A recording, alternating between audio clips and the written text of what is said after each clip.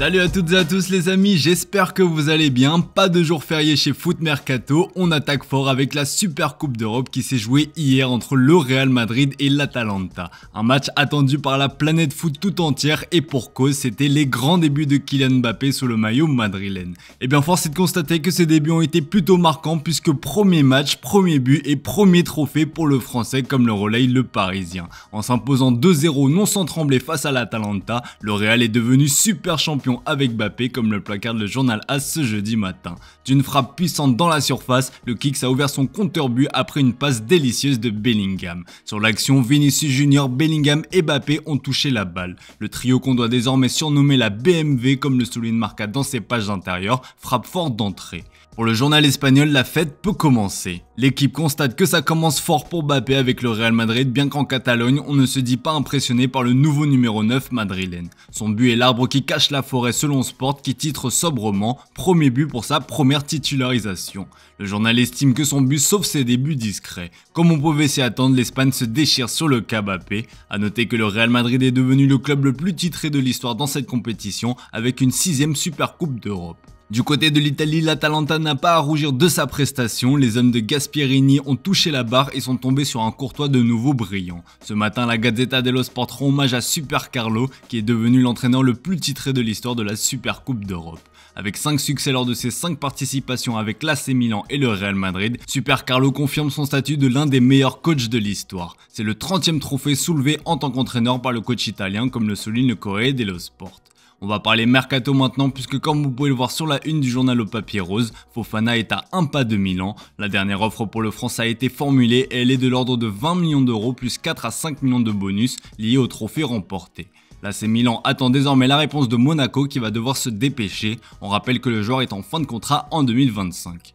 Les Rossoneri ont déjà un accord avec le joueur pour un salaire d'environ 3 millions d'euros net par saison. Dans les pages intérieures, il est aussi question du cas Paulo Dybala. Comme on vous l'a révélé, la Joya est en négociation pour rejoindre l'Arabie Saoudite et le club d'Al-Qazia. La Gazzetta rapporte qu'une rencontre a eu lieu au cours de laquelle le club saoudien a augmenté l'offre précédente de 20 millions d'euros par saison pour 3 ans. Elle s'élève désormais à présent à 25 millions d'euros plus les bonus. Bref, un contrat à plus de 80 millions d'euros qui a de quoi faire craquer l'Argentin.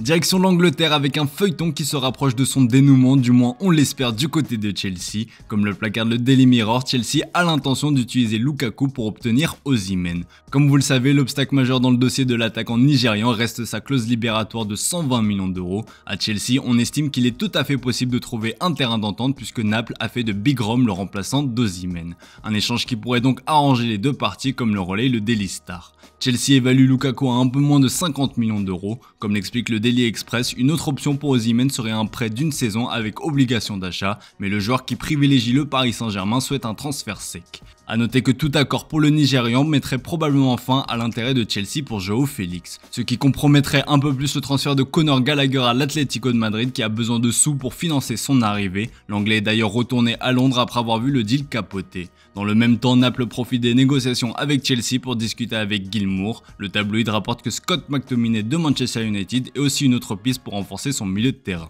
Bref, le mercato s'annonce chaud en Angleterre dans ces dernières semaines. On retourne en Espagne puisque ça s'agite en Catalogne. Cette fois-ci, le Barça semble avoir compris qu'avant d'accélérer sur de nouvelles arrivées, le club devra passer par un dégraissage massif. Et ça s'accélère, à en croire le journal Sport ce jeudi matin. La direction sportive s'emploie à alléger l'effectif et à faciliter les inscriptions.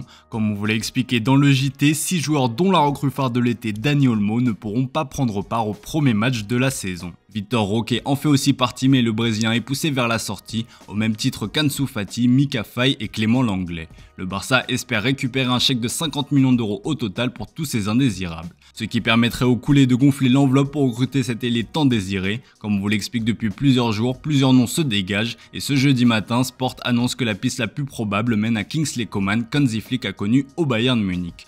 La raison est simple, le joueur est disponible sous la forme d'un prêt.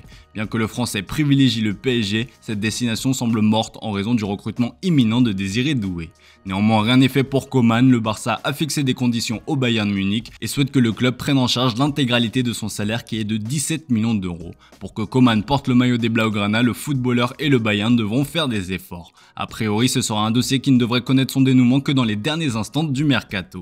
Allez, on termine ce tour de la presse sportive avec une nouvelle effroyable qui est tombée lors de la Super Coupe d'Europe entre le Real Madrid et l'Atalanta. Le Mundo Deportivo reprend une info révélée par la Vanguardia qui fait froid dans le dos. Le père de Lamine Yamal, Mounir Nasraoui, s'est fait poignarder à plusieurs reprises hier soir dans un parking à Mataró, ville située à quelques kilomètres au nord de Barcelone.